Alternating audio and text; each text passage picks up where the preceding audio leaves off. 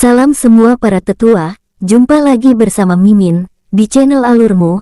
Semoga para pendengar Alurmu selalu senantiasa dinaungi kebahagiaan, kesehatan, serta rejeki yang cukup. Oke, Mimin akan melanjutkan cerita leluhur bela diri season 7, yang mana Lintian menjatuhkan api biru, dan gak usah basa-basi, dan selamat berkhayal, cerita pun dimulai.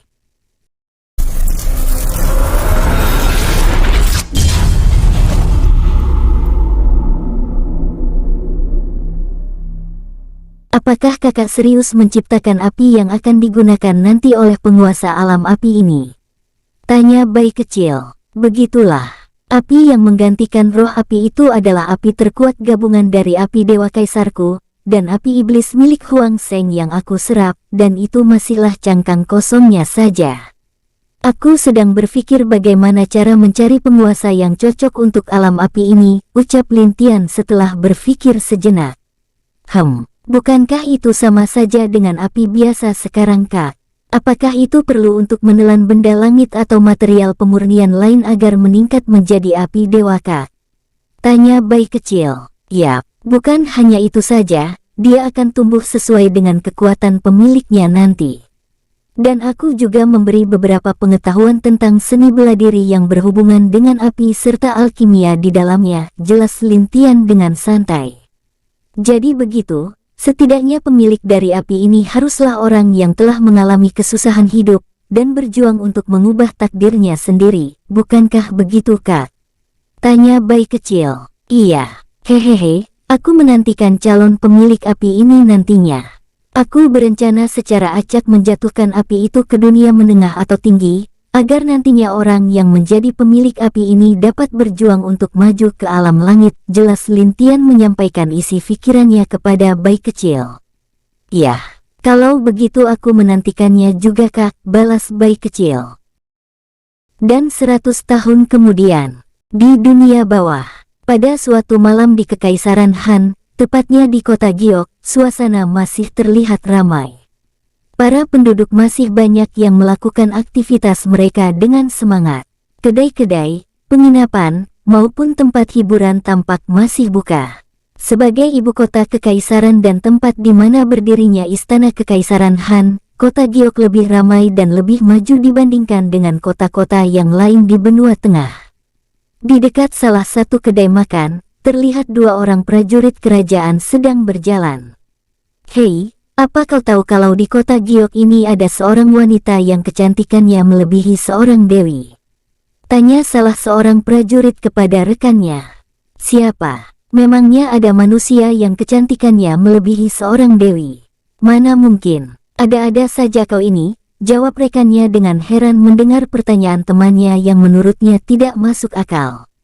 Tidak, semuanya itu mungkin. Tidak ada yang tidak mungkin di dunia ini. Bahkan aku sudah bertemu dengan wanita itu, ucap prajurit tersebut sambil mengangkat tangan kanannya dan menggerak-gerakkan jari telunjuknya ke kanan dan ke kiri. Benarkah? Siapa memangnya? Cepat beritahu aku, rekannya berkata dengan antusias. Prajurit tersebut menyeringai, kemudian melakukan gerakan tangan sebagai kode untuk meminta imbalan. Tidak ada yang gratis, jawabnya sambil tersenyum licik. Ayolah. Apa-apaan kau ini? Hanya informasi seperti itu saja harus bayar. Dasar pelit, kata rekannya mengeluh. Namun pada akhirnya dia mengeluarkan beberapa koin perak dan memberikan kepada temannya tersebut sambil mendengus. Senang berbisnis dengan Anda, ucap prajurit itu dengan penuh kemenangan. Kemudian dia memasukkan koin-koin tersebut ke dalam kantongnya. Jadi siapakah wanita itu? Cepat beritahu aku. Rekannya kembali berkata karena sudah tidak sabar. Prajurit itu terkekeh sebentar, dan kemudian dia berdeham. Dia. Namun belum sempat prajurit itu memberitahu rekannya, sebuah meteor berwarna emas yang dikelilingi api biru melintas dengan sangat cepat di atas langit kota Giok dan mengarah ke dalam hutan. Wush! Beberapa penduduk yang kebetulan berada di sekitar hutan dan tanpa sengaja melihat hal itu pun langsung menjadi panik. Hei, lihat, apa itu? Ada sesuatu yang jatuh dari langit. Benda itu mengarah ke hutan. Cepat selamatkan diri kalian. Segera menjauh. Seketika itu juga, mereka berlari berhamburan menyelamatkan diri menjauh dari hutan. Tidak lama setelah itu terdengarlah suara dentuman ledakan yang dahsyat. Boom! Bumi seakan bergoncang akibat dari ledakan meteor itu. Bahkan getarannya terasa sampai ke benua sekitarnya. Hal ini menimbulkan kepanikan para penduduk. Semuanya bergidik ketakutan. Bahkan beberapa dari mereka mengira ada dewa yang sedang murka kepada mereka. Ayah, apa itu tadi? Ibu, aku takut. Anak-anak nampak sangat ketakutan karena peristiwa tersebut. Di dalam rumah, para orang tua sibuk untuk menenangkan anak-anak kecil mereka yang sedang menangis karena takut dengan peristiwa yang baru saja terjadi. Tidak hanya para penduduk, binatang-binatang buas penghuni hutan dan di sekitarnya pun menjadi panik. Mereka berlarian dan terbang menjauhi tempat terjadinya ledakan untuk menyelamatkan hidup mereka. Benda apa itu tadi? Suara ledakannya sungguh mengerikan, tanya sang prajurit kepada rekannya. Aku juga tidak tahu. Benda itu berwarna emas dikelilingi api biru menyala sangat terang, jawab rekannya. Ayo, kita harus segera melaporkan kejadian ini ke istana. Baiklah, ayo. Prajurit itu menjawab sambil menganggukkan kepala. Kemudian kedua prajurit itu pun berlari menuju istana untuk melaporkan kejadian tersebut. Di istana Kekaisaran Han, seorang pria paruh baya dengan rambut hitam panjangnya yang tergerai sedang berjalan dengan sedikit tergesa-gesa. Dia menuju gerbang pintu depan istana untuk menanyakan apa yang telah terjadi kepada para prajurit yang sedang berjaga. Namun meskipun sudah terlihat tidak muda lagi, tubuhnya masih kekar dan kokoh. Dia adalah Jenderal Dong, Jenderal Besar Kekaisaran Han. Sesampainya di gerbang pintu depan istana, secara kebetulan dua orang prajurit tadi juga telah sampai di depan gerbang dan segera menghadap sang jenderal besar. Lalu kedua prajurit itu pun memberi hormat. Prajurit, apa yang terjadi? Jenderal Dong bertanya kepada mereka. Kemudian salah satu dari mereka segera melaporkan kejadian yang mereka saksikan. Lapor Jenderal, sebuah benda berwarna emas dengan api biru yang menyala terang menyelimutinya jatuh dari langit dan meledak di dalam hutan. Namun, baik kami maupun para penduduk tidak ada yang berani menghampirinya. Benda berwarna emas, api biru, apa kalian tidak salah lihat? Tanya sang jenderal lagi. Mohon ampun jenderal, kami tidak akan berani memberikan informasi palsu kepada jenderal. Prajurit tersebut menjawab dengan gugup karena takut dengan sosok yang ada di depannya itu. Lalu, bagaimana situasi penduduk kota saat ini? Tanya Jenderal Dong. Para penduduk saat ini sedang panik jenderal. Situasi di kota menjadi kacau karena kejadian ini, jawab prajurit itu. Sang jenderal tampak sedang berpikir sejenak. Kemudian dia kembali berkata kepada kedua prajurit tersebut. Baiklah, kalian berdua, ajaklah beberapa prajurit yang lain untuk membantu penduduk. Perintah Jenderal Dong kepada mereka. Kami siap melaksanakan perintah jenderal. Kedua orang prajurit itu menjawab dengan serempak lalu mereka berdua langsung bergegas meninggalkan sang jenderal untuk menemui rekan-rekan mereka yang lain. Kalian, Jenderal Dong sedikit tersentak melihat kelakuan kedua bawahannya itu karena tidak memberi hormat terlebih dahulu sebelum pergi. Akhirnya sang jenderal besar hanya bisa mengelus dada dan menggelengkan kepalanya. Dasar. Setelah itu, Jenderal Dong masuk kembali ke dalam istana untuk melaporkan informasi ini kepada Kaisar. Sementara itu di dalam hutan, tepatnya di tempat jatuhnya meteor, terdapat sebuah cekungan kawah yang cukup besar. Api-api berwarna biru tampak masih menyala dari sisa ledakan itu. Oek oek oek, terdengar suara tangisan bayi yang berasal dari dalam kawah. Nampak sebuah energi berwarna emas yang sangat terang menyelimuti tubuhnya. Jika orang-orang melihat, mungkin mereka akan merasakan silau pada mata mereka. Energi emas itu melindungi tubuh sang bayi sehingga tidak terbakar sama sekali oleh api biru itu. Bahkan tidak terdapat satu luka kecil pun pada tubuhnya. Tidak lama setelahnya, muncul dua sosok di dekat cekungan kawah itu. Mereka mengerutkan kening dan terlihat heran saat melihat ada bayi yang dikelilingi cahaya berwarna emas sedang menangis di dalamnya. Mereka berdiri di dekat kawah tersebut. Kemudian salah seorang di antara mereka berjalan masuk ke dalam kawah dan mengibaskan satu tangannya. Seketika itu juga api biru itu langsung padam. Lalu dia menghampiri sang bayi dan menggendongnya. Bayi itu berjenis kelamin laki-laki, berambut putih, hidung mancung, mata berwarna biru terang dengan sorot yang tajam, serta kulitnya yang putih. Terdapat sebuah kalung yang melingkar di lehernya dengan gantungan giok berwarna putih susu berbentuk tabung kecil melintang sepanjang 2 ruas jari. Terlihat energi berwarna emas itu bersumber dari gantungan kalung tersebut. Anak tampan, sudah jangan menangis lagi, kau sudah aman sekarang. Dia menghibur sang bayi sambil menimang-nimangnya. Anehnya setelah bayi itu berhenti menangis, cahaya emas yang melindunginya itu juga langsung padam. Sosok itu lantas tersenyum karena bayi tersebut mulai tenang. Anak pintar. Lalu dia berjalan mendekati sosok yang menunggunya di dekat kawah. Sesaat kemudian, dia bersama sang bayi menghilang begitu saja dari tempat itu diikuti oleh sosok yang satunya. Sebelumnya, di bagian hutan paling dalam, terdapat sebuah jurang. Jurang itu dikelilingi oleh aura kegelapan dan kematian yang kejam dan sangat mencekam. Para kultivator terkuat sekalipun tidak akan sanggup apabila bersentuhan dengan aura tersebut. Sebab itulah semua penduduk baik itu penduduk biasa maupun kultivator dan bahkan binatang buas sama sekali tidak mempunyai nyali untuk mendekati jurang itu. Penduduk di benua tengah menyebutnya jurang kematian. Apa yang ada di dalamnya sampai sekarang masih menjadi misteri bagi seluruh penghuni di benua tengah. Sementara itu di dalam jurang, tampak 2 orang kakek sedang bercengkerama sambil membakar daging binatang buas hasil buruan mereka.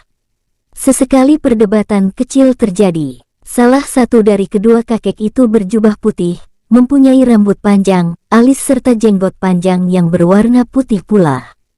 Hanya matanya saja yang berbeda, matanya berwarna emas. Kakek itu memiliki aura yang agung dan mendominasi.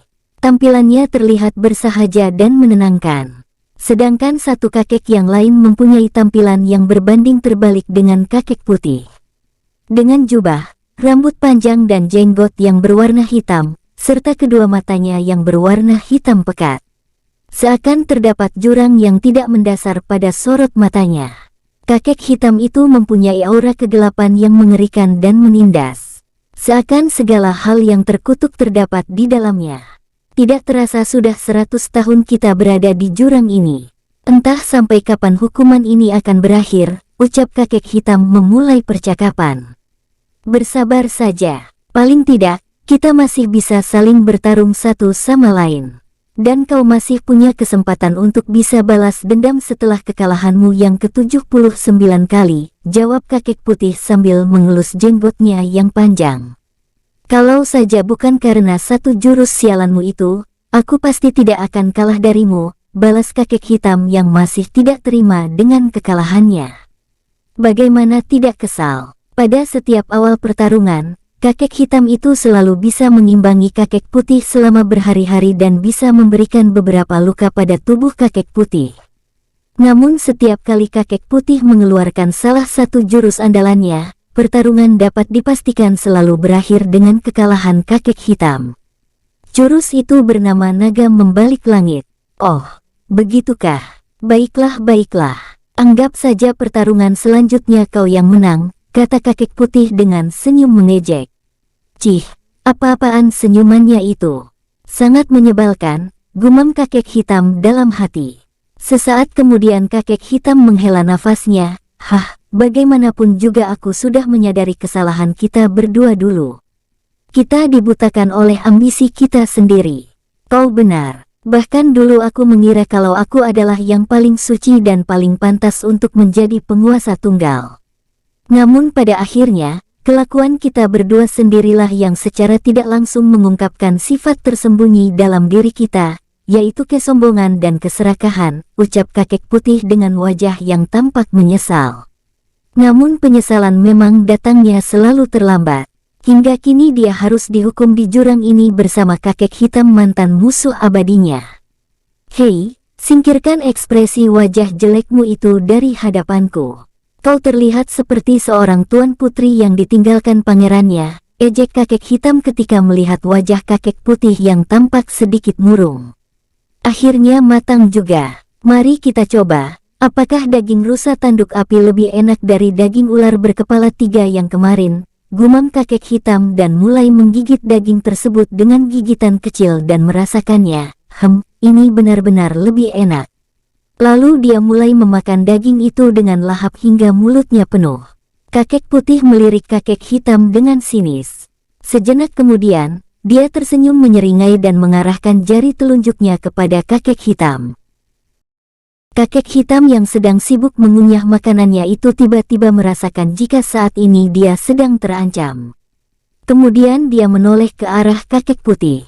Seketika itu juga, matanya melebar dan tampak terkejut.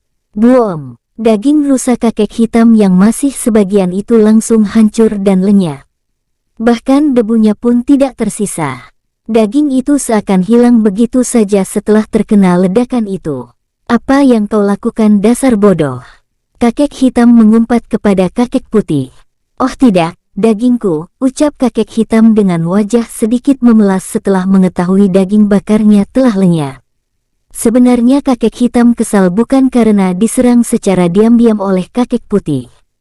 Tapi dia kesal karena dagingnya kini telah lenyap akibat serangan itu.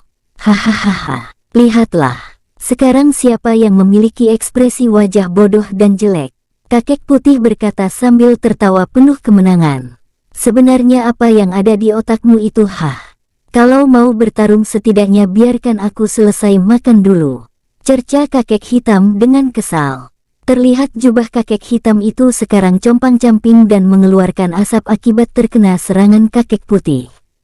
Hahaha, maaf, aku hanya bercanda. Jawab kakek putih masih dengan tawa kemenangan lalu dia mengibaskan satu tangannya.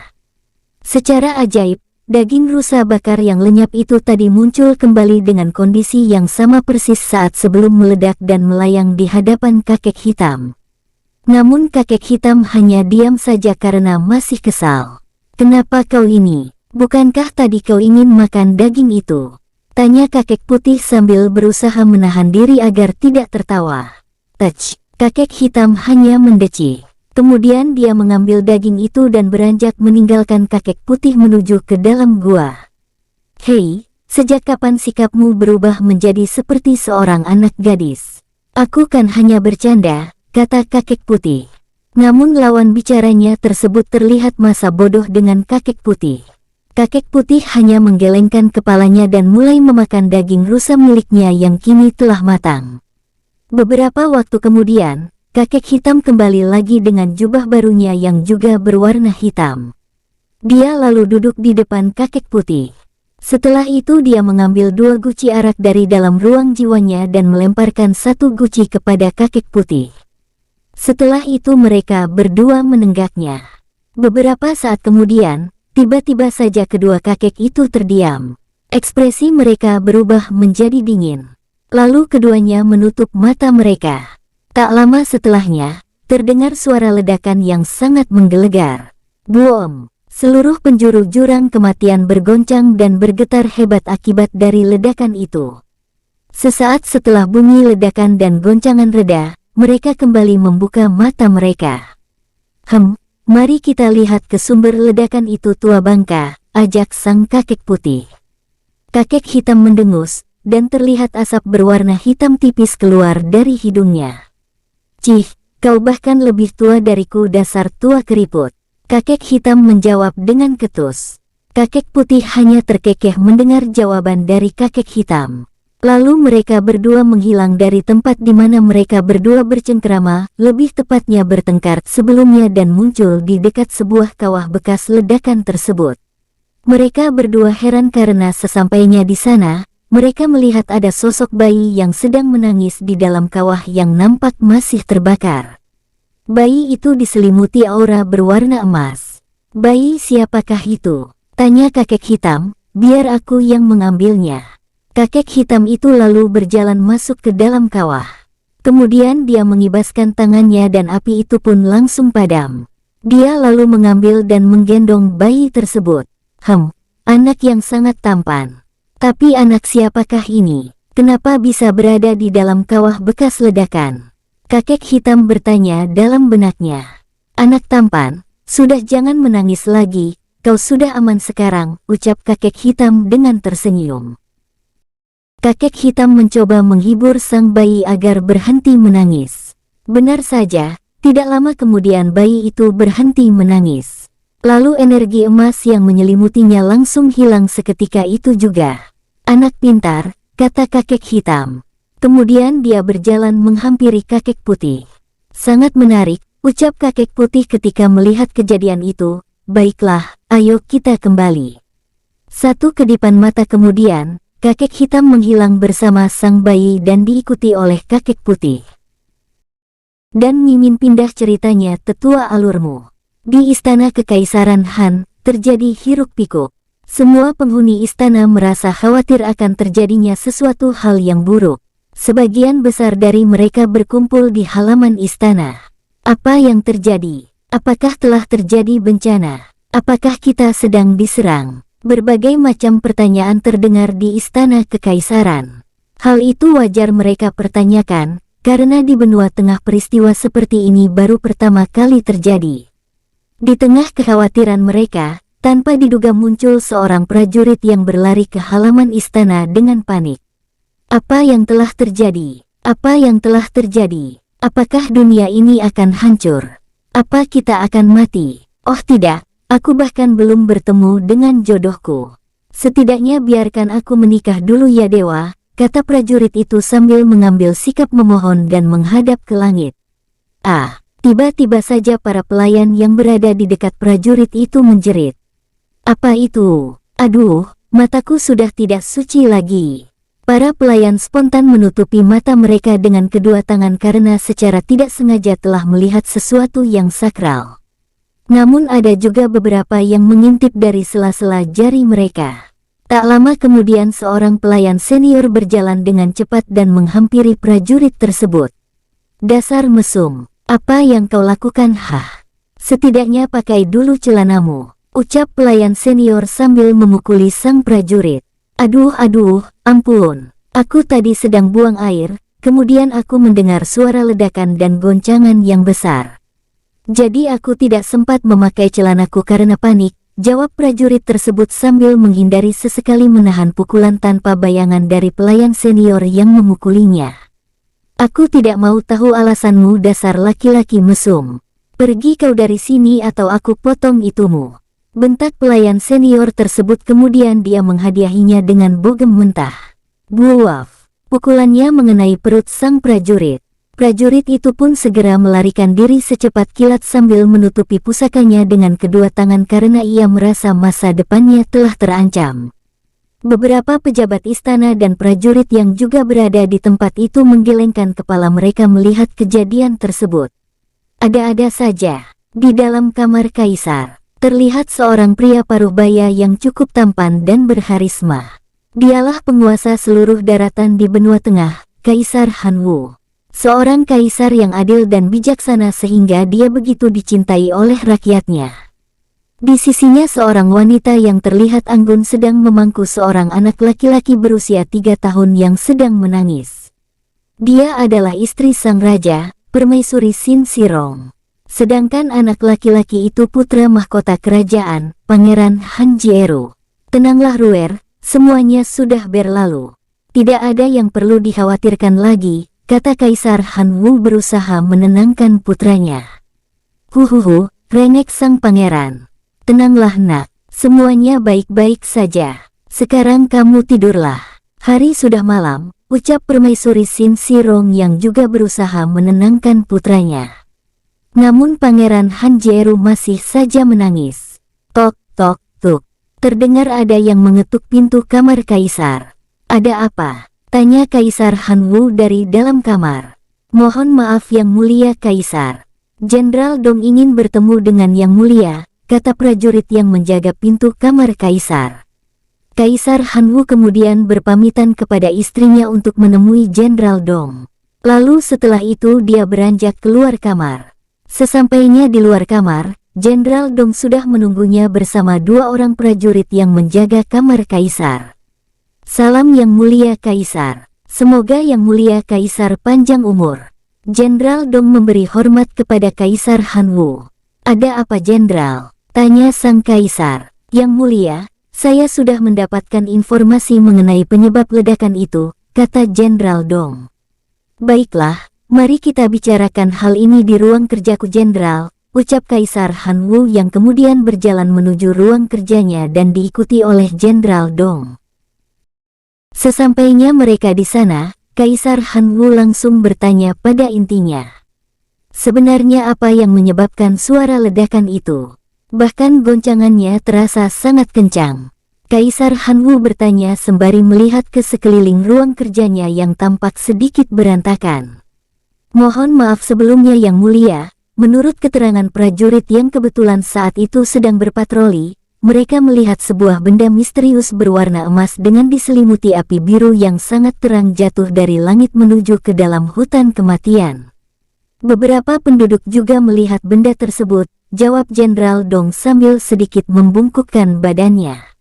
Mendengar jawaban dari sang jenderal, Kaisar Han Wu mengkerutkan keningnya. Hai kau ini, kita tidak sedang dalam rapat formal. Tidak usahlah kau bersikap seperti itu.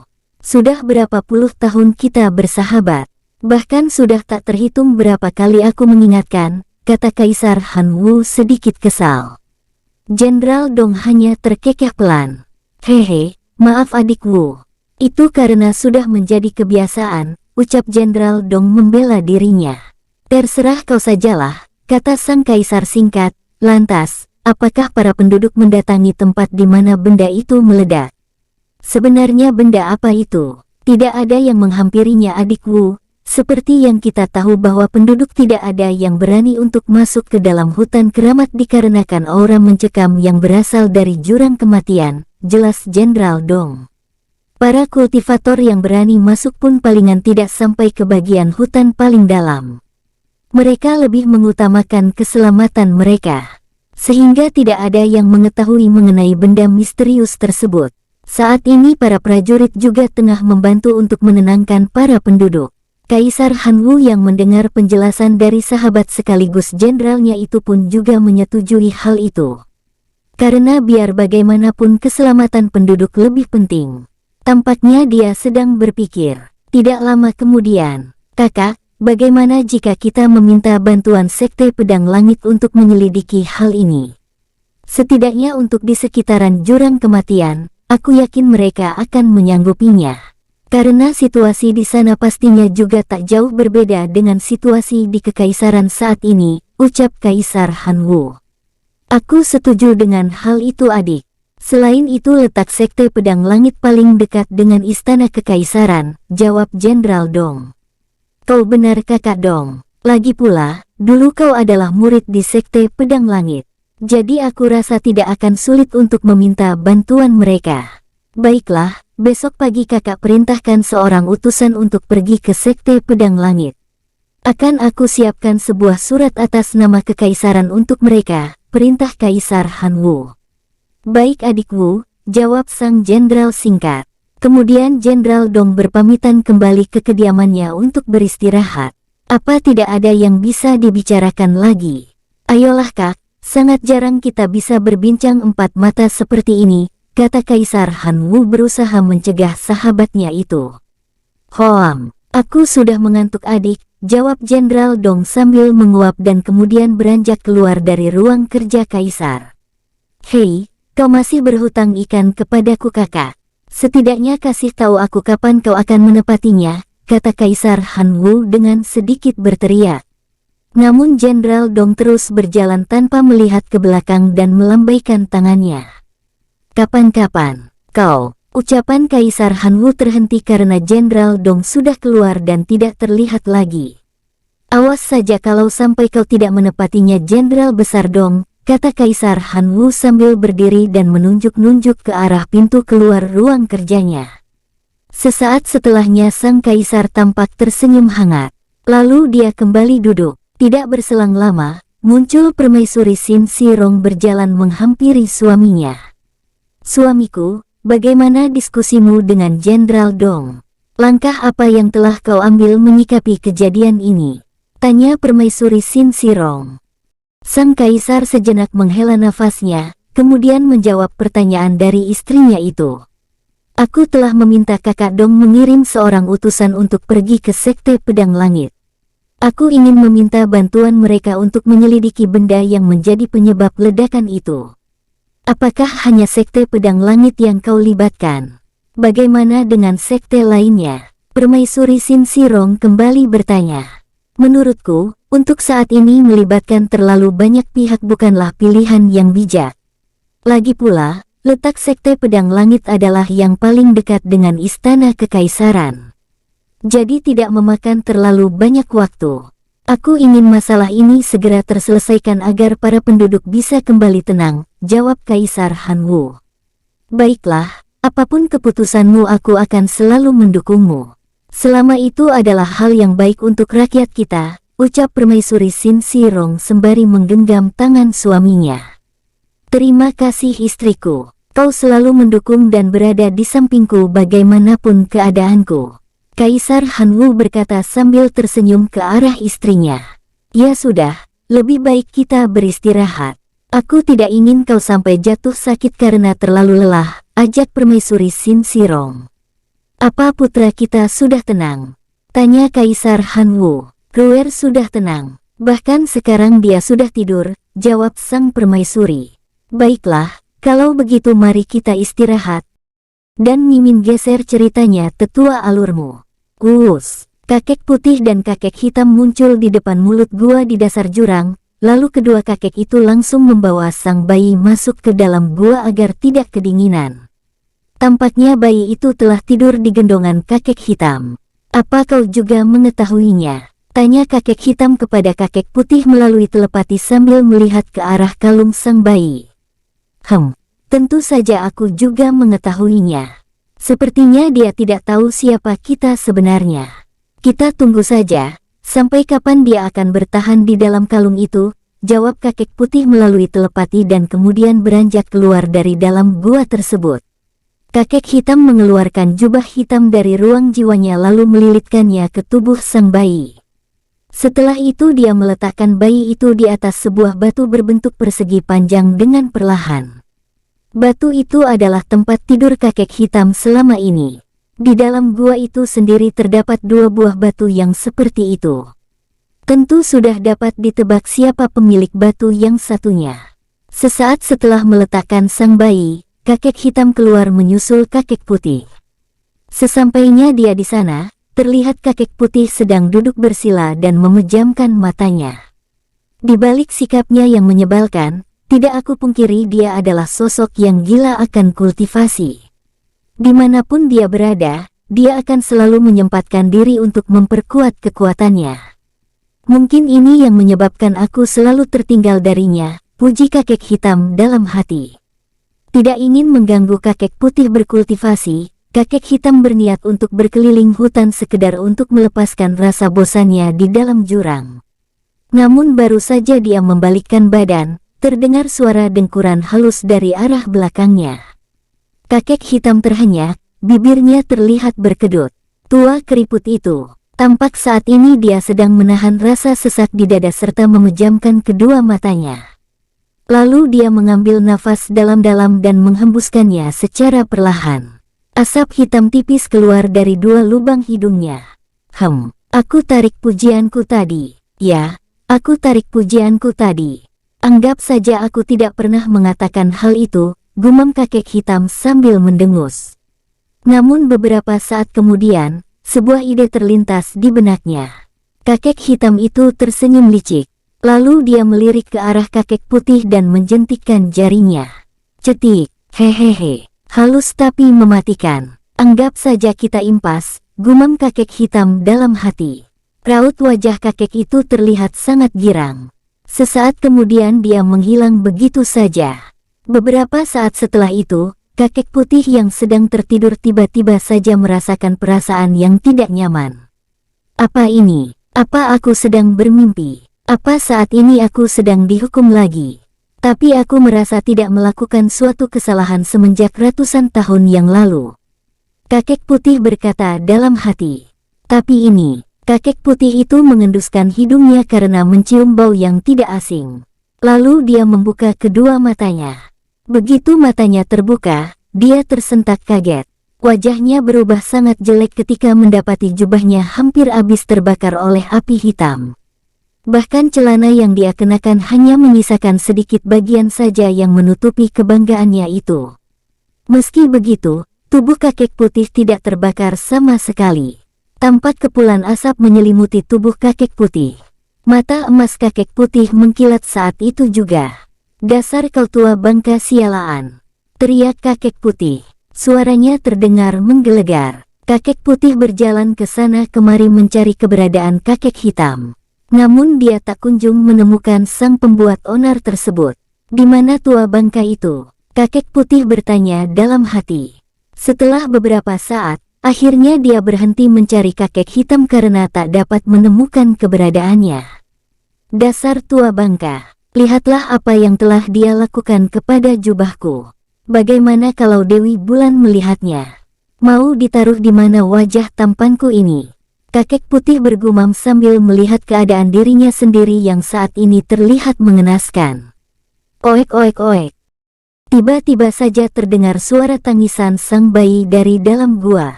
"Hais, gara-gara dia, bayi itu kini menangis," ucap kakek putih kesal. Padahal bayi itu menangis karena mendengar suara kakek putih yang menggelegar. Kakek putih segera mengganti jubah dan celananya. "Awas saja kau pembuat onar." Lalu dia bergegas berjalan menuju ke dalam gua. Jika dihitung-hitung, sebenarnya kakek putihlah yang paling sering mengerjai kakek hitam. Bahkan dia pernah secara diam-diam menyerang kakek hitam yang saat itu sedang berkultivasi dengan menggunakan sebuah jurus ilusi. Sehingga seakan-akan rambut kakek hitam terbakar api putih sampai habis dan menjadikan kepalanya botak. Sontak saja kakek hitam marah besar. Dan hasilnya, kakek hitam mengejar-ngejar kakek putih sampai berminggu-minggu. Jadi bisa disimpulkan siapa pembuat onar yang sebenarnya. Sesampainya di dalam gua, kakek putih bergegas menggendong bayi itu dan menimang-nimangnya. "Anak baik, kenapa kau menangis? Apa kau takut ditinggal sendirian?" Kakek putih terus berusaha menenangkan bayi tersebut. Namun usahanya tidak membuahkan hasil karena sang bayi tidak berhenti menangis. "Sepertinya dia lapar. Tapi apa yang harus aku berikan kepadanya? Aku kan tidak punya susu." Kakek putih berusaha mencari-cari sesuatu yang cocok untuk sang bayi selain susu.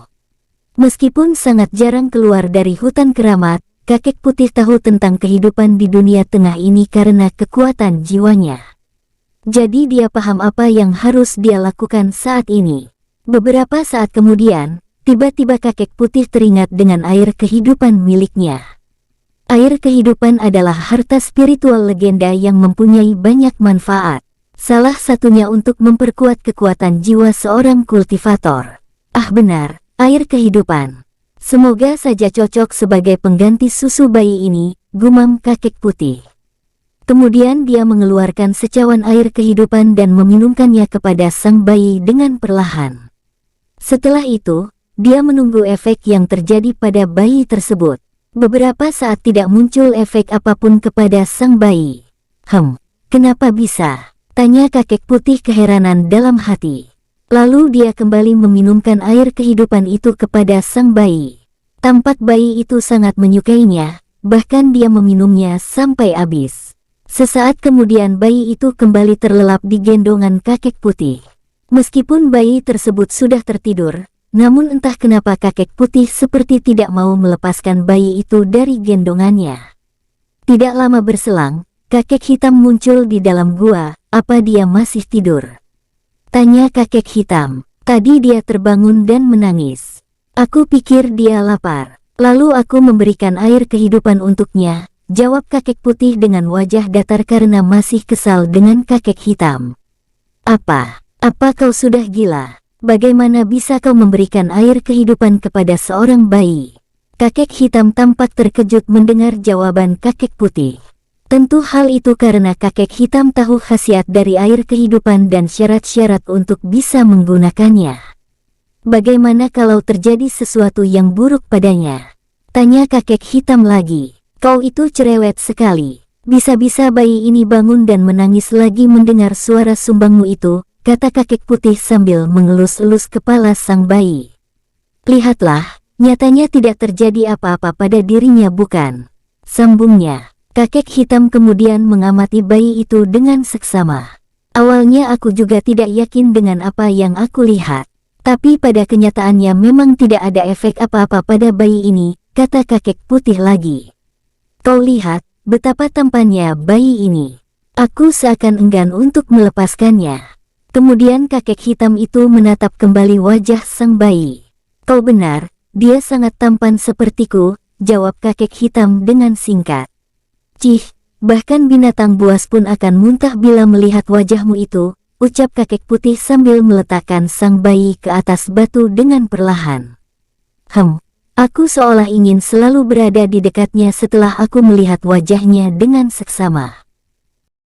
Lihatlah wajah itu, sangat menggemaskan, kata kakek hitam. Aku punya ide, bagaimana kalau kita angkat bayi ini menjadi cucu kita? Bukankah akan sangat menyenangkan jika ada cucu yang hadir di sekitar kita? Kata kakek hitam lagi mengemukakan idenya. Aku setuju, jawab kakek putih kembali bersemangat, baiklah. Sekarang kita harus memberikannya sebuah nama.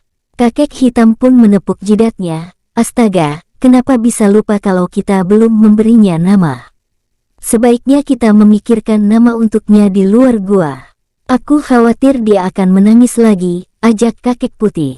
Baiklah, ayo, sahut kakek hitam dengan singkat. Selang beberapa saat tampak kedua kakek itu sibuk memikirkan sebuah nama yang bagus untuk cucu baru mereka di depan gua. Huawei, ucap kakek hitam. Tidak, nama itu terdengar aneh, jawab kakek putih. Xiaomi, kata kakek hitam lagi. Kakek putih menggelengkan kepalanya. Kurang jantan. Xianjing, kakek hitam kembali berkata. Lagi-lagi kakek putih menggelengkan kepalanya. Terlalu brutal. Bagaimana kalau Ling Ling? Kakek hitam berkata dengan penuh harap. Uhuk. Kakek putih tersedak lalu terbatuk-batuk mendengar usulan nama itu. Kau pikir cucu kita itu perempuan? Setidaknya pakai sedikit otakmu, ucap kakek putih sedikit kesal. Apa-apaan kau ini? Bukankah dari tadi aku terus yang mengusulkan nama? Sementara kau hanya diam saja, ucap kakek hitam membela diri. Dan pada akhirnya suasana kembali hening. Sesaat kemudian tiba-tiba kakek putih mengangkat wajahnya dan tersenyum lebar seperti baru saja mendapatkan pencerahan. Kakek hitam yang melihat hal itu menjadi heran. Kau kenapa? Apa kau sudah mulai kehilangan kewarasanmu hanya gara-gara memikirkan sebuah nama? Kakek hitam bertanya kepada kakek putih. Aku sudah menemukan nama yang cocok untuk cucu kita.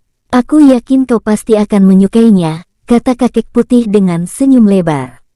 Memangnya nama apa yang menurutmu cocok? Tanya kakek hitam lagi. Kakek putih itu tersenyum misterius. Ling Jin, nama itu diambil dari namaku dan namamu. Dengan begitu, dimanapun cucu kita berada, kita akan selalu memberkatinya. Bagaimana menurutmu? Tanya kakek putih. Kedua mata kakek hitam pun membulat dan raut wajahnya seketika menjadi cerah. Terlihat senyum lebar sekarang menghiasi wajahnya. Sempurna, ucap kakek hitam dengan tersenyum puas. Biarpun dia tersenyum, bagi siapapun yang melihatnya, pasti akan merasa ketakutan dengan wajah kejamnya itu. Dan singkat cerita, 3 hari berlalu. Kejadian jatuhnya meteor masih menjadi perbincangan hangat di seluruh daratan benua tengah, terutama di kota Giok. Di taman belakang istana kekaisaran, terlihat Kaisar Han Wu bersama Jenderal Dong, Kasim Chengu, dan penasehat Chang sedang berbincang-bincang dengan santai. Mohon maaf Yang Mulia, apakah Yang Mulia benar-benar telah yakin untuk meminta bantuan Sekte Pedang Langit? Tanya Kasim Chengu tiba-tiba. Jenderal Dong menyipitkan matanya dan melirik ke arah Kasim Chengu. Ya, aku sudah yakin Kasim Chengu. Keputusan ini adalah yang terbaik menurutku. Memangnya ada apa? Kaisar Han Wu balik bertanya. Begini Yang Mulia, apakah tidak sebaiknya kita mengerahkan prajurit kita sendiri? Bukankah kita memiliki beberapa jenderal yang hebat? Ditambah jenderal besar Dong, saya yakin kita dapat mengatasi seandainya ada serangan binatang buas, ucap Kasim Chen Gu membeberkan pendapatnya. Jenderal Dong hanya mendengus pelan mendengar ucapan dari Kasim Chen Gu tersebut. Makhluk jadi-jadian mulai beratraksi, gumam Jenderal Dong dalam hati. Jenderal Dong memang sering berbeda pendapat dengan Kasim Chen Gu. Namun, sang kaisar benar-benar sangat teliti dalam mengambil sikap. Jadi terkadang, pendapat dari Kasim Chen Gu lah yang lebih diterima oleh Kaisar Han Wu dan yang lainnya meskipun Jenderal Dong adalah sahabatnya sekalipun. Bukan maksudku meremehkan kekuatan para jenderal kita Kasim. Kultivasiku saat ini tengah mencapai ranah ilahi tahap awal, Jenderal Dong ranah ilahi tahap menengah, 4 jenderal lainnya juga sama sepertiku, ranah ilahi tahap awal. Sementara itu, tidak mungkin semua jenderal aku kerahkan untuk penyelidikan ini karena akan menimbulkan pertanyaan di benak masyarakat, jelas Kaisar Han Wu. Jadi menurutmu, bagaimana seandainya jika ada serangan dari binatang buas level 6?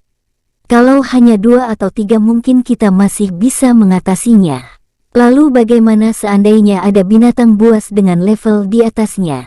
Kaisar Han Wu menambahkan serta balik bertanya kepada Kasim itu.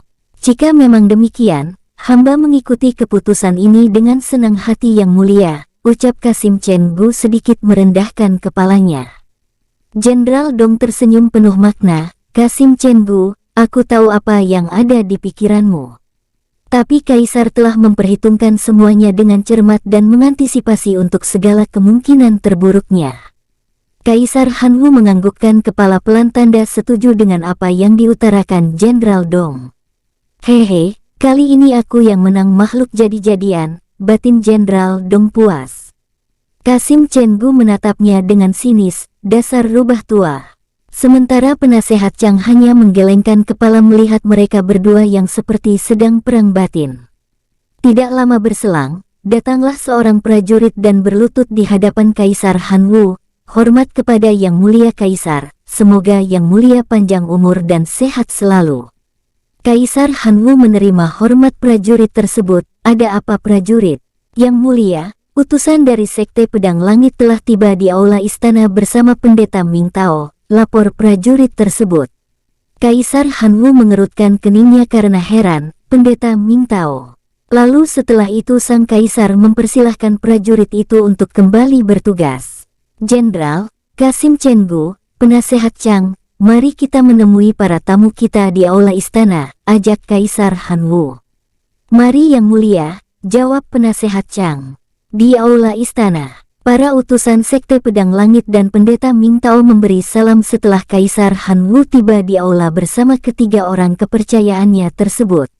Kaisar Han Wu membalas hormat mereka, silahkan duduk para tamuku yang terhormat. Kemudian Kaisar Han Wu duduk di singgasananya diikuti oleh yang lain di kursi mereka masing-masing. Selamat datang Pendeta Ming Tao. Suatu kehormatan bagi istana kekaisaran Han mendapatkan kunjungan dari Patriark Gunung Suci, kata Kaisar Han Wu dengan ramah. Pendeta Ming Tao adalah Patriark di Sekte Gunung Suci. Meskipun telah berusia 70 tahun, tapi terlihat masih seperti berusia 50 tahunan. Pendeta Ming Tao pun tersenyum dan berkata, Yang Mulia Kaisar terlalu sungkan. Kedatangan saya ke sini berhubungan dengan peristiwa menggemparkan yang telah terjadi 3 hari yang lalu. Mohon penjelasannya Pendeta, pinta Kaisar Han Wu.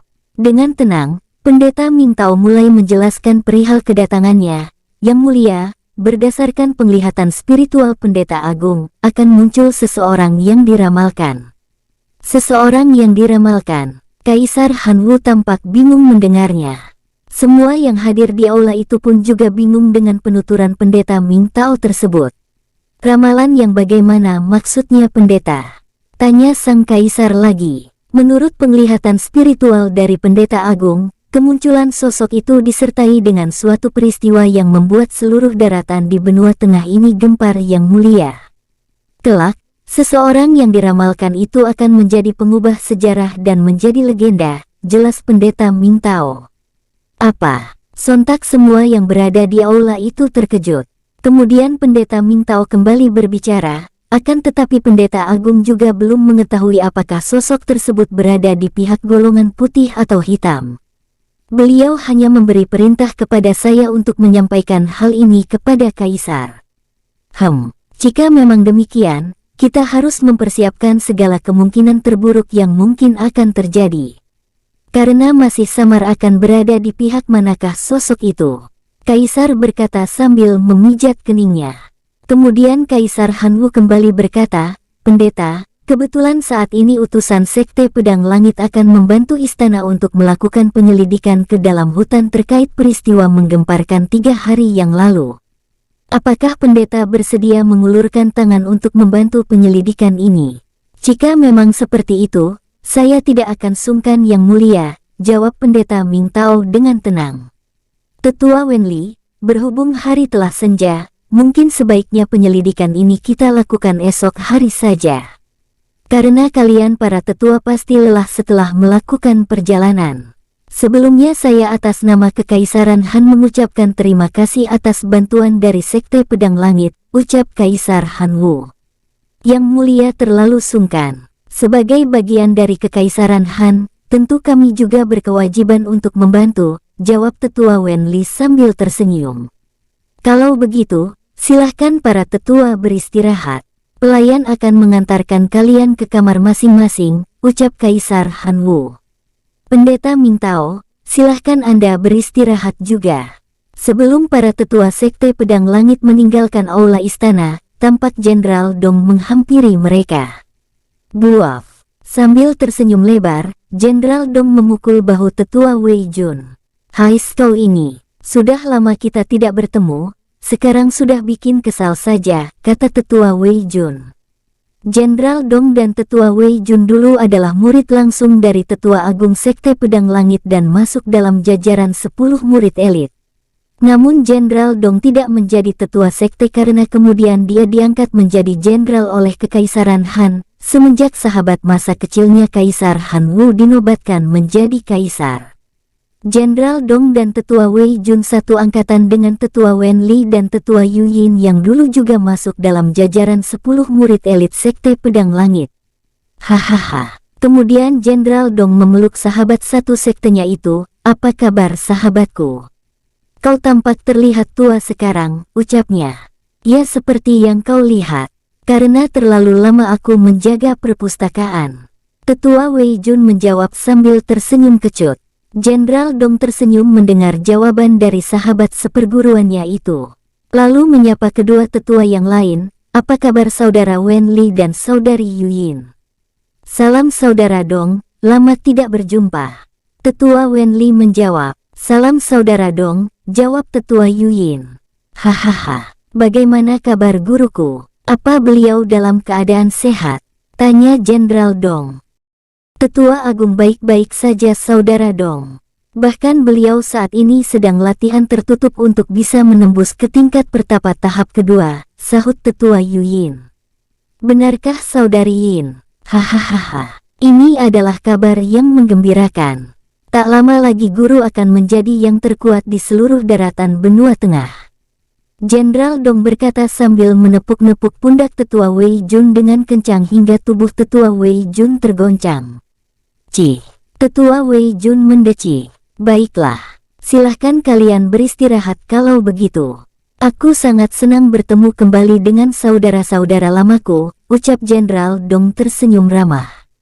Terima kasih saudara Dong, jawab Tetua Wenli. Kemudian mereka pun membubarkan diri menuju tempat istirahat masing-masing dengan dipandu oleh pelayan istana. Keesokan harinya, rombongan istana Kekaisaran Han beserta 3 tetua Sekte Pedang Langit dan Pendeta Mingtao telah sampai di pinggiran hutan keramat, dengan dipimpin oleh Jenderal Besar Dong. Saudara Li, bagaimana menurutmu? Jenderal Dong bertanya kepada Tetua Wenli. Tetua Wenli mengangguk sedikit, kemudian berkata, untuk saat ini keputusan yang paling bijak adalah dengan memasuki hutan secara bersama-sama. Menurut perkiraanku, setelah ledakan yang terjadi 3 hari yang lalu para binatang buas kemungkinan menjauhi lokasi tersebut untuk sementara waktu. Langkah selanjutnya akan kita bahas setelah kita sampai di sana, jelas Tetua Wenli. Bagaimanapun juga, kita belum tahu situasi di lokasi terjadinya ledakan saat ini, imbuhnya. Baiklah kalau begitu mari kita bergerak. Tetap waspada dengan situasi sekitar, ucap Jenderal Dong kepada yang lainnya. Kemudian rombongan itu berjalan memasuki hutan keramat. Selama perjalanan, mereka tidak menemukan satupun keberadaan binatang buas di sekitar tempat mereka berjalan. Tetua Jun, sepertinya para binatang buas memang telah menjauh dari sekitar tempat terjadinya ledakan, kata Jenderal Yuelan membuka percakapan.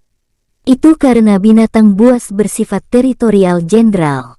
Mereka akan marah apabila daerah kekuasaannya diganggu dan tak akan segan-segan untuk bertempur mempertahankan daerah kekuasaan mereka. Namun, menurutku ini adalah kasus yang berbeda. Tetua Wei Jun memberikan penjelasan kepada Jenderal Yuelan. Maksud Tetua, kasus berbeda yang bagaimana? Tanya Jenderal Yuelan lagi. Itu karena para binatang buas sadar bahwa ledakan tersebut merupakan suatu kekuatan yang tidak akan bisa mereka lawan. Meski binatang buas dengan level terendah sekalipun, mereka mempunyai kesadaran akan batasan diri mereka, jawab Tetua Wei Jun. Jadi mereka pergi untuk mencari daerah yang lebih aman. Sedangkan untuk binatang buas level 5 ke atas, mereka mungkin hanya sementara waktu menjauhi daerah sekitar ledakan. Tetua Wei Jun menambahkan. Jenderal Yuelan mengangguk-anggukan kepala mendengar penjelasan dari Tetua Wei Jun. Hahaha, tidak sia-sia saudara seperguruanku ini dipercaya sekte untuk menjaga perpustakaan. Tingkat kecerdasannya memang di atas rata-rata, kata Jenderal Dong memuji. Tetua Wei Jun yang mendengar pujian dari Jenderal Dong mendongakkan sedikit kepalanya karena merasa bangga. Tapi terlihat lebih tua, imbuh Jenderal Dong. Dasar, kau. Tetua Wei Jun tampak tak terima. Namun kata-katanya terputus karena saat ini mereka telah sampai di lokasi. Sebuah cekungan kawah yang cukup besar kini terpampang di hadapan mereka. Di ujung mata memandang, terlihat sebuah area di mana jurang kematian itu berada. Jurang tersebut diselimuti aura kematian yang mengerikan, sehingga dengan melihatnya saja akan membuat orang bergidik nyeri. Mereka terdiam melihat kawah tersebut untuk beberapa saat. Kemudian Tetua Wenli melompat masuk ke dalam kawah diikuti oleh Pendeta Mintao. Lalu Tetua Wenli menyentuh permukaan tanah dalam kawah tersebut. Dia mengerutkan keningnya karena merasa ada yang aneh. Pendeta, bagaimana ini? Tanya Tetua Wenli meminta bantuan petunjuk kepada Pendeta Mintao. Saya juga bingung Tetua. Padahal api biru merupakan api terkuat ketiga. Jadi seharusnya akan ada bekasnya meskipun itu terasa sangat samar. Tapi di sini benar-benar tidak ada jejak energi sama sekali, kata Pendeta Mintao yang juga terlihat bingung. Saya pun juga merasa demikian Pendeta. Ini benar-benar sangat aneh dan baru pertama kalinya saya menemukan kejanggalan seperti ini, ucap Tetua Wenli. Sementara itu di pinggiran kawah, Jenderal Dong memandang ke arah jurang kematian. Terlihat aura yang sangat mengerikan melingkupinya. Bahkan Jenderal Dong bisa merasakan aura itu dari sini dan itu membuat bulu kuduknya merinding. Paah! Jenderal Dong terperanjat kaget setengah mati karena bahunya ditepuk Tetua Wei Jun secara tiba-tiba. Sial kau ini, mengagetkan aku saja, umpat Jenderal Dong. Tetua Yuyin, Jenderal Yuelan, serta yang lain terkikik berusaha menahan tawa melihat Jenderal Dong yang kini wajahnya terlihat pucat. Bahkan beberapa prajurit membalikkan badan karena takut ketahuan jika mereka sedang menertawakan Jenderal Dong. Kau ini kenapa melamun saja dari tadi? Lihat, kita tidak menemukan petunjuk apapun di sini. Bahkan kami juga sudah berkeliling. Tapi tetap tidak menemukan apapun yang bisa dijadikan petunjuk, kata Tetua Wei Jun. Tetua Wenli dan Pendeta Mintao menghampiri Jenderal Dong. Saudara Dong, benar-benar tidak bisa ditemukan suatu petunjuk apapun di sini. Ini seperti tidak pernah terjadi sesuatu sebelumnya. Hanya kawah itu saja yang jadi saksi bisu, kata Tetua Wenli. Ini aneh, gumam Jenderal Dong. Lalu dia kembali berkata, sebaiknya kita kembali ke istana Saudara Li, karena hari sudah hampir sore. Kemudian mereka bergegas kembali ke istana Kekaisaran Han karena tidak menemukan petunjuk dalam penyelidikan itu. Jenderal Dong membatin, ini aneh. Padahal kan aku baru sebentar melihat ke arah jurang itu. Tapi Wei Jun mengatakan kalau aku melamun dari tadi. Dia tampak kebingungan lalu sesaat memandang lagi ke arah jurang kematian. Bulu kuduknya kembali berdiri. Jenderal Dong pun segera mempercepat langkah untuk menyusul rombongannya. Sore hari di aula istana, Kaisar Han duduk di singgasananya. Sementara yang lain duduk di tempat duduknya masing-masing. Jenderal, bagaimana hasil penyelidikannya? Tanya Kaisar. Yang mulia, untuk masalah tersebut mungkin Tetua Wen Li bisa menjelaskannya, jawab Jenderal Dong yang masih teringat dengan kejadian tadi. Kaisar Han Wu menghela nafas pelan. Tetua Li, bagaimanakah hasil penyelidikannya?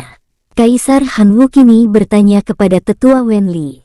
Tetua Wen Li menganggukkan kepala dan kemudian berdiri untuk memberikan penjelasan. Mohon maaf yang mulia, kita tidak menemukan satupun petunjuk dari lokasi tersebut, kata Tetua Wen Li. Tidak menemukan satupun petunjuk, bagaimana bisa Tetua? Tanya Kaisar lagi. Kami pun juga bingung yang mulia. Bahkan saya dan Pendeta Ming Tao memasuki kawah bekas ledakan itu. Akan tetapi kami tidak menemukan jejak energi apapun di tempat itu.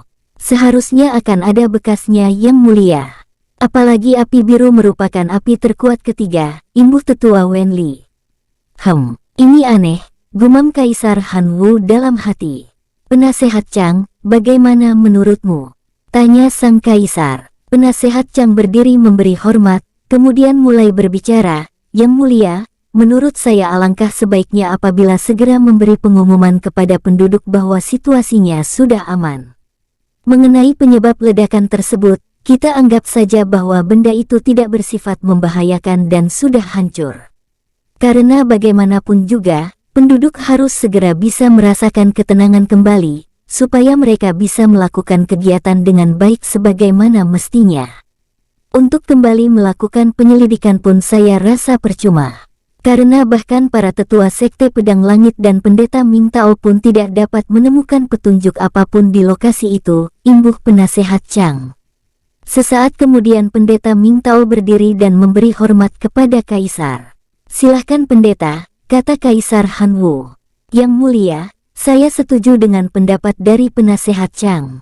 Tidaklah bijak apabila membiarkan penduduk dalam keadaan tidak tenang secara terus-menerus. Istana Kekaisaran harus bisa menjadi pelita bagi rakyatnya. Karena sejatinya Istana Kekaisaran ada untuk melayani rakyat, jelas Pendeta Ming Tao.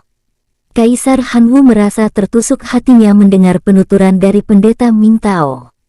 Dia baru sadar bahwa dia telah melupakan kondisi rakyatnya saat ini karena terlalu terfokus hanya pada satu masalah. Kaisar Han Wu seketika teringat akan sumpahnya untuk bersedia melayani rakyat dengan adil, bijaksana dan tanpa pandang bulu ketika dia dinobatkan menjadi kaisar.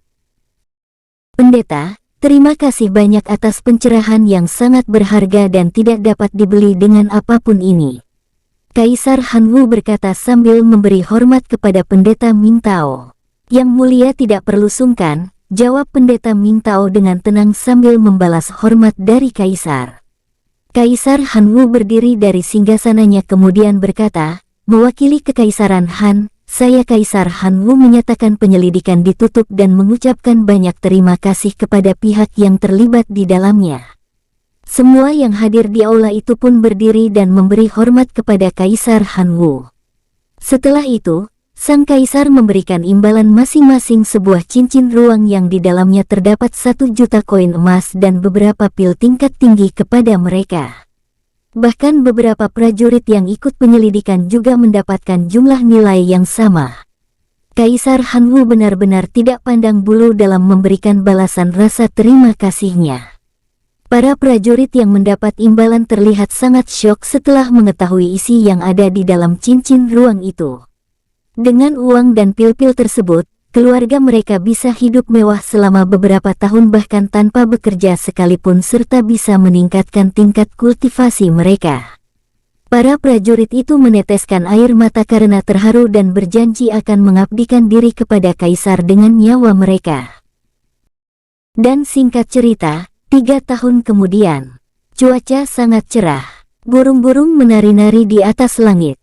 Di pepohonan, terdengar kicauan merdu dari para burung yang hinggap di dahannya. Seolah-olah mereka sedang bernyanyi riang. Kondisi benua tengah kini sudah kembali seperti sedia kala. Peristiwa ledakan meteor telah mereka lupakan. Sementara itu di dalam sebuah hutan, terlihat 2 sosok kakek yang salah satunya menggendong seorang anak kecil berusia 3 tahun yang sangat tampan dengan rambut putih dan mata berwarna biru cerah sedang berjalan menyusuri jalan setapak. Ya, mereka adalah kakek putih, kakek hitam dan Ling Jin. Kakek putih menggendong Ling Jin di punggungnya. Sementara kakek hitam tampak sedang menggoda Ling Jin yang sedang memegang sebuah mainan berbentuk naga yang terbuat dari kayu.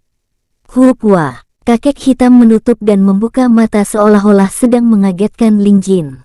Ahahaha, Ling Jin tertawa riang melihat kakek hitam menggodanya. Apabila orang lain yang melihat mata kakek hitam itu, tubuh mereka pasti akan bergetar karena ketakutan. Tapi tidak dengan Ling Jin. Sesekali kakek putih akan berlari ringan dan kakek hitam berpura-pura menjadi binatang buas yang sedang mengejar mereka. Ayo ake, ejal atu, ayo kakek, kejar aku. Ling Jin dengan suara cadelnya tampak kegirangan. Sesekali Ling Jin mengarahkan mainannya ke arah kakek hitam. Cu. Seolah-olah dia sedang memberikan serangan kepada kakek hitam dan kakek hitam bergulingan berpura-pura terkena serangan dari Ling Jin. Tampak kebahagiaan terpancar dari wajah mereka bertiga. Kakek putih dan kakek hitam seperti mendapatkan anugerah yang besar dan merasa sangat beruntung semenjak hadirnya cucu kecil mereka. Sejenak kemudian Ling Jin menggerak-gerakkan kakinya meminta untuk turun. Kemudian kakek putih menurunkan Ling Jin dan membiarkannya berjalan. Kini Ling Jin berjalan dengan kakek putih berada di sebelah kirinya serta kakek hitam di sebelah kanan. Namun tak berapa lama kemudian, gegererer, di depan mereka, muncul belasan ekor serigala perak. Di bagian paling depan, terlihat seekor serigala dengan ukuran paling besar setinggi 3 meter dan panjang 6 meter yang berada di level 6 tahap awal. Tampak serigala yang paling besar itu adalah pemimpin gerombolannya. Mereka menyeringai dan meneteskan air liur melihat ketiga sosok di depan mereka yang mereka anggap sebagai mangsa empuk. Tanpa diduga, Ling Jin melemparkan mainannya ke arah gerombolan serigala itu. Uaf, rasakan, pergi kau uaf. Rasakan, pergi kau, kata Ling Jin. Pemimpin serigala itu menepis mainan Ling Jin dan menamparnya hingga hancur menabrak pohon. Praak, suasana menjadi hening seketika itu juga.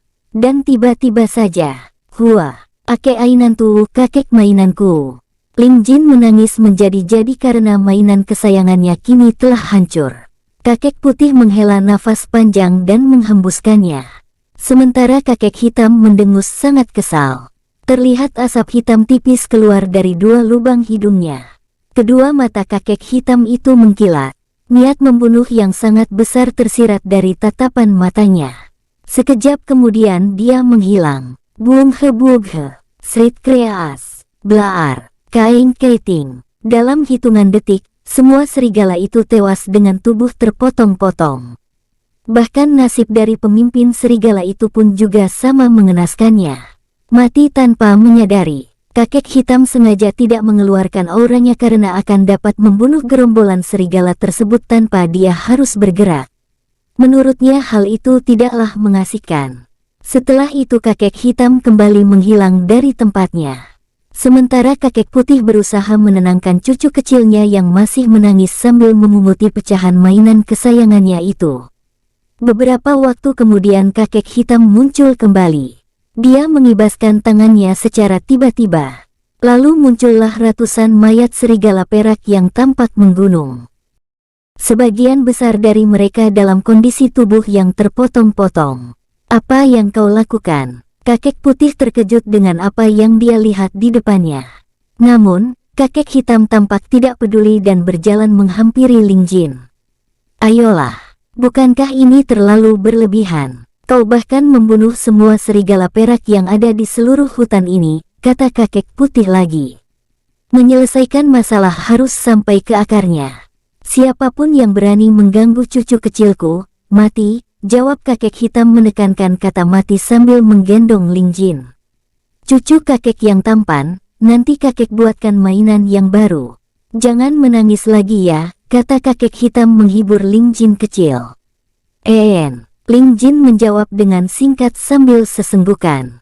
Anak pintar, kata kakek hitam lagi. Hais, kakek putih hanya bisa menerima dengan pasrah. Kemudian dia membakar gunungan mayat serigala perak dengan api putihnya. Dalam sekejap, gunungan mayat serigala perak tersebut lenyap tak tersisa. Tempat itu menjadi bersih, seolah-olah tidak terjadi apapun sebelumnya. Akhirnya mereka pun memutuskan untuk kembali pulang ke dalam jurang kematian. Sesampainya mereka di dalam jurang, tampak Ling Jin tertidur di gendongan kakek hitam. Kakek hitam lalu berjalan-jalan sejenak di sekitaran depan gua sambil menepuk-nepuk punggung Ling Jin dengan pelan. Sementara kakek putih yang sedang duduk di depan gua melirik dengan sinis ke arah kakek hitam. Tua bangka itu. Apa dia pura-pura lupa atau memang sudah pikun? Kakek putih bergumam dalam hati. Kakek putih berdeham memberi tanda. Namun yang diberi tanda hanya bersikap masa bodoh sambil terus berjalan-jalan. Kakek putih berdeham lebih keras. Langkah kakek hitam terhenti dan menoleh ke arah kakek putih. Kau itu kenapa? Apa kau tersedak gunung? Tanya kakek hitam dengan heran. Kakek putih tidak menjawab. Kemudian dia berdiri dan menghampiri kakek hitam. Sesampainya di depan kakek hitam, kakek putih melipatkan tangan di depan dada sambil memejamkan mata. Apa kau sudah benar-benar pikun? Tanya kakek putih. Maksudmu? Kakek hitam balik bertanya karena benar-benar tidak mengerti maksud dari kakek putih. Kakek putih menghirup udara dan menghembuskannya secara perlahan. Hari ini adalah... Kakek putih menggantungkan kalimatnya.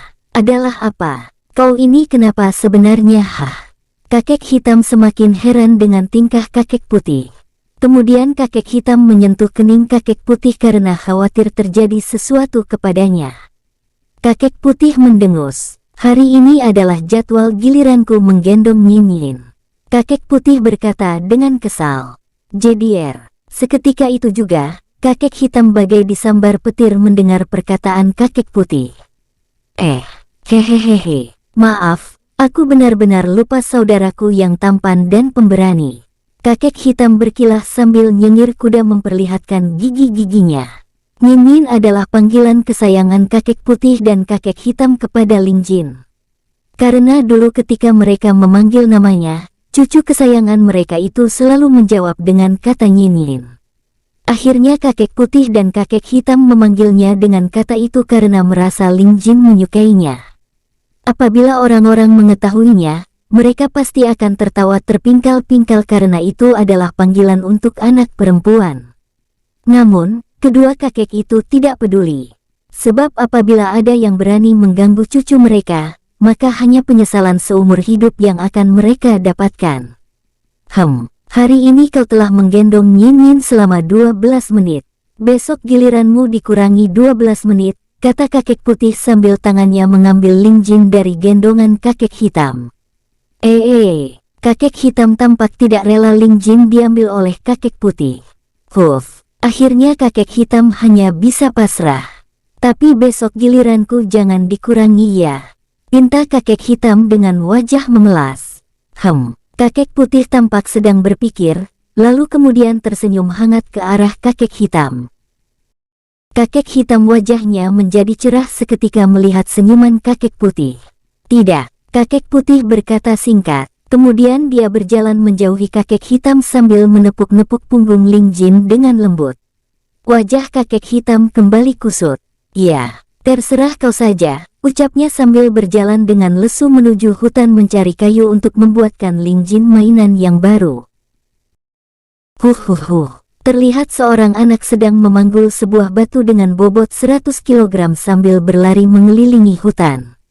Dengan rambut berwarna putih sebahu, mata biru cerah dan bibir merah merona, tetap terlihat sangat tampan meskipun dalam kondisi yang teramat sangat kelelahan. Namun anak itu seperti tidak merasakan kelelahan yang dia alami. Sorot matanya yang tajam seolah menunjukkan bahwa kelelahan ini tidak akan bisa menghentikannya. Ya, sudah 2 tahun ini Ling Jin menjalani latihan fisik yang bisa dibilang kejam dari kedua kakeknya. Dia mulai latihan fisik semenjak usianya menginjak 4 tahun. Dan kini dia telah berusia 6 tahun. Berkat latihan ini, fisik Ling Jin terlihat seperti anak berusia 8 tahun. Kekuatan fisiknya pun tidak main-main. Dia saat ini mampu melawan petarung mahir tahap awal hanya dengan kekuatan fisiknya saja. Meskipun pasti juga akan mengalami luka yang tidak ringan. Sebenarnya Ling Jin sangat ingin untuk segera mempelajari kekuatan seperti kedua kakeknya sehingga dia bisa menjadi kultivator yang hebat dan dapat melindungi kedua kakeknya itu.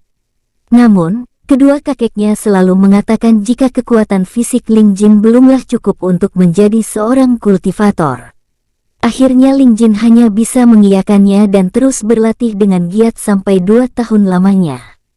Baik itu latihan di hutan terlarang maupun di dalam jurang kematian, semua bentuk latihan fisik yang kedua kakeknya suruh dia jalani semuanya dengan sangat tekun.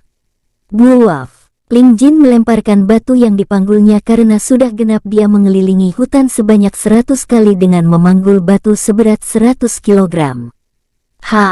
Ling Jin menghempaskan tubuhnya sambil bernafas terengah-engah. Sinar matahari menyusupi celah dedaunan. Ling Jin memperhatikan matahari tersebut untuk beberapa saat, kemudian dia mengarahkan telapak tangannya ke atas seolah ingin meraih matahari itu dan menggenggamkan tangannya dengan erat.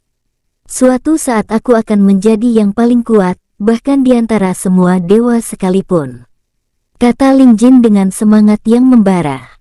Lalu Ling Jin berdiri dan berjalan ke arah sungai untuk membersihkan tubuhnya dan kembali pulang ke dalam jurang kematian. Segarnya, Ling Jin bergumam setelah hampir seluruh tubuhnya masuk ke dalam air sungai lalu mulai membersihkan diri. Setelah beberapa saat, Ling Jin telah selesai membersihkan tubuhnya. Kemudian dia memakai kembali jubahnya di mana hari ini adalah jadwal dia memakai jubah berwarna hitam. Namun saat ingin beranjak melangkahkan kakinya menuju jurang, mendadak Ling Jin mengurungkan niatnya untuk pulang. Sebaiknya nanti saja aku pulang. Lagi pula aku menyelesaikan latihanku hari ini lebih cepat dari waktu yang ditentukan kakek, gumam Ling Jin yang kemudian menyandarkan tubuhnya pada sebuah batang pohon. Entah kenapa siang itu terasa lebih sejuk dari biasanya. Angin berhembus dengan manja dan membelai lembut permukaan kulit Ling Jin yang halus. Dan Ling Jin pun tertidur. Beberapa jam kemudian, Ling Jin terbangun. Tampak hari sudah mulai senja. Alamak mati aku, bisa-bisa kakek menggantungku karena terlambat pulang. Ling Jin berkata dengan panik. Kemudian dia segera berlari melesat ke arah jurang. Sebenarnya, kakek hitam telah mengetahuinya. Saat dirinya mencari Ling Jin karena tak kunjung pulang, dia menemukan Ling Jin tengah tertidur bersandarkan sebuah batang pohon di dekat sungai. Akhirnya dia pun kembali ke jurang karena tidak tega membangunkan cucu kesayangannya itu. Sesampainya di dasar jurang, Ling Jin menoleh ke sana kemari sambil berjalan mengendap-endap. Sepertinya kakek sedang keluar. Ling Jin bergumam sambil bernafas lega. Kemudian dia kembali berjalan menuju ke dalam gua. Ling Jin terperanjat sangat kaget, kemudian menolehkan kepalanya ke arah belakang. Kedua mata tajamnya itu membulat sempurna. Hai kakek, Ling Jin menyapa kakeknya sambil memasang wajah secerah mungkin. Sedang apa kakek di sini? Ops. Ling Jin langsung menutup mulutnya rapat-rapat karena merasa pertanyaannya itu sangat bodoh. Sial, kenapa harus pertanyaan ini yang pertama kali muncul di kepalaku? Umpat Ling Jin pada dirinya sendiri. Sudah makan? Kakek putih bertanya sambil memejamkan matanya. Belum kek, jawab Ling Jin sambil nyengir. Kakek putih kemudian menghela nafasnya. Ya sudah sana makan. Kakekmu hitam sudah menyiapkan makanan untukmu, ucap kakek putih. Baik kek, Ling Jin menjawab dengan semangat yang berapi-api lalu berjalan dengan langkah yang tegap menuju ke dalam gua. Kakek putih menggelengkan kepalanya melihat tingkah cucu kecilnya itu. Tak lama kemudian, wajahnya tampak murung. Kesedihan terlihat dengan jelas pada raut wajahnya. Sesaat kemudian, kakek hitam datang menghampiri kakek putih. "Bagaimana?" tanya kakek putih. "Aku telah menyuruh Nyingin untuk tidur setelah dia makan," jawab kakek hitam kemudian duduk di sebelah kakek putih. "Kenapa ini sangat mendadak? Aku sangat tidak rela jika harus meninggalkan cucu kita," kakek putih berkata dengan sedih. "Kau pikir aku juga mau pergi meninggalkan Nyingin?" sahut kakek hitam dengan raut wajah yang juga terlihat tidak rela. "Tapi biar bagaimanapun kita harus mencari jalan keluar untuk Nyingin. Aku tidak mau setelah kita meninggalkannya nanti, hidupnya akan terlunta-lunta. Aku tidak akan sanggup melihatnya," kata kakek hitam lagi. Kakek putih hanya terdiam tak bersuara. Karena saat ini mereka berdua tidak dalam situasi yang bisa menolak perintah sesosok tersebut. Selang beberapa waktu kemudian, kakek hitam berkata, "Sepertinya Nyingin sudah tidur." Kakek hitam mengarahkan telapak tangannya ke arah gua. Muncul sebuah segel rumit yang melesat ke arah gua dan kemudian melingkupinya. Segel itu adalah segel pelindung dan peredam agar Ling Jin tidak dapat mendengar apa yang akan mereka bicarakan di luar gua. Kemudian kakek hitam mengarahkan telapak tangannya ke atas. Sekarang seluruh penjuru jurang juga telah terpasang segel pelindung dan peredam tersebut. Setelah semuanya selesai, kakek putih mengeluarkan kalung Ling Jin dari ruang jiwanya. Memang selama waktu berlatih, Ling Jin dilarang membawa kalung itu oleh kedua kakeknya. Ling Jin tidak tahu apa alasan dia dilarang memakai kalung tersebut selama latihan. Tetapi dia tetap menuruti perintah kedua kakeknya. Kakek putih melempar dan membuat kalung itu mengambang di udara.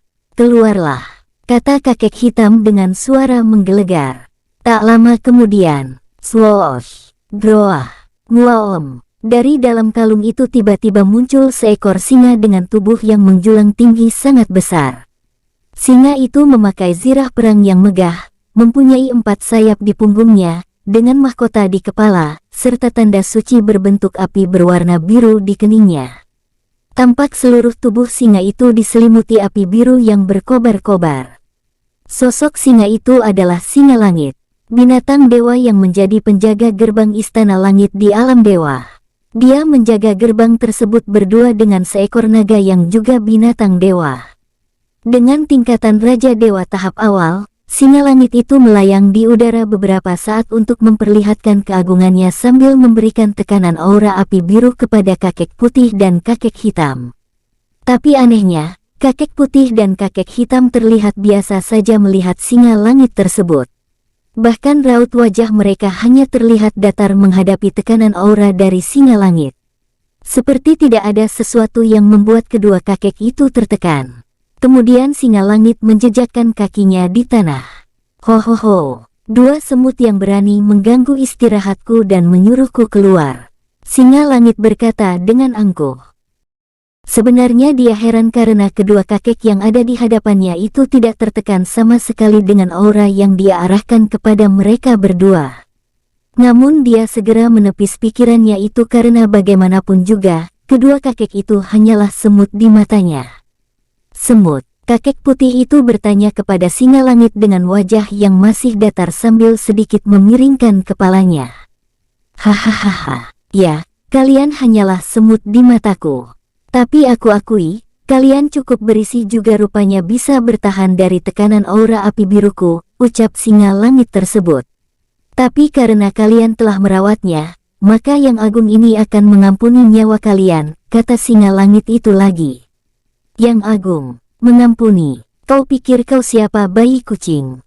Kakek hitam mulai kesal. Mendengar ucapan kakek hitam, mata singa langit mengkilat.